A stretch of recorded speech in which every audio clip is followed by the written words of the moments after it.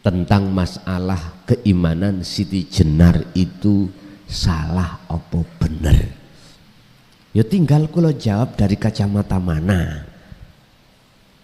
Kalau kacamata syariat dibuka dalam surat Al-Anbiya ayat 29. Boten angsal, tidak boleh kita mengatakan aku Allah, kita lo makhluk, nggak boleh. Nggak boleh. Syirik tadi ini. Karena aku makhluk masih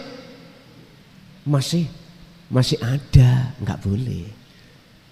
Tapi kalau kacamata ini kita kembalikan ke hakikat, jawabannya surat Toha ayat 14. Yang mengatakan aku Allah itu bukan makhluk kok. Yang mengatakan aku Allah itu Allah sendiri, enggak apa-apa. Dan untuk mengatakan aku Allah itu hak mutlak Allah itu sendiri, untuk sampai di situ jenengan iki dididik oleh Kanjeng Nabi tentang tauhid la ilaha illa ana. Surat Al-Anbiya 25 sebagai jawaban, apakah Rasulullah dulu juga mengajarkan tauhid ini? Itu jawabannya. Wa ma arsalnaka wa ma arsalna min qablika mir rasulin. Muhammad, aku tidak pernah mengutus utusan sebelum dirimu, termasuk dirimu, kecuali harus mengemban tauhid la ilaha illa ana. Artinya Pak, lewat dasar surat Al-Anbiya 25 ini menunjukkan bahwasanya Rasulullah dulu juga mendidik terhadap umatnya, para sahabat, tentang tauhid puncak niki. Biar apa? Biar nggak salah paham, biar nggak terjadi syirik di dalam hati kepada Allah.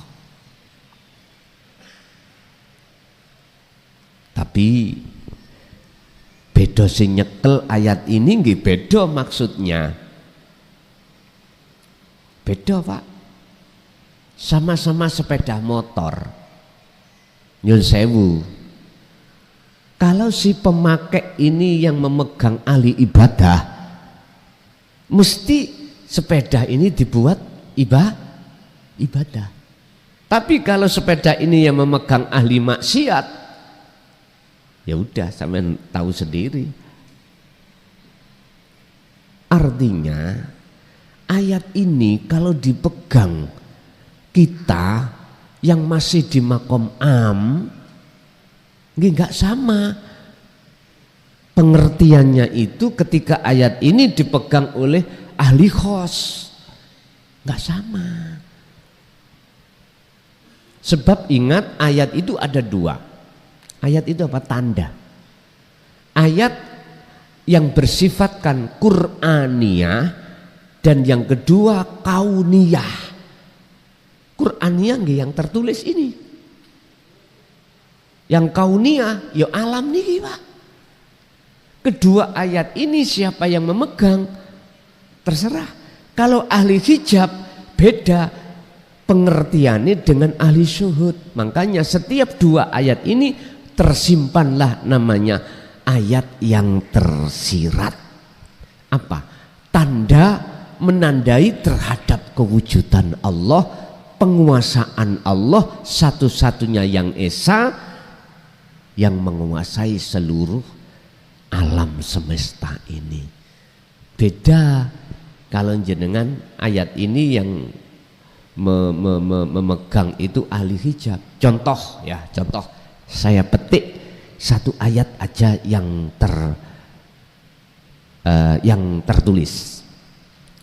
Dialah Allah yang menurunkan hujan dari langit ke bumi supaya bumi yang asalnya gersang itu bisa subur, biar ditanami oleh tanaman yang bermanfaat dan dimakan oleh para manusia atau para makhluk. Kita golongan ahli ahli hijab, mohon maaf, mesti pengertiannya fisik itu.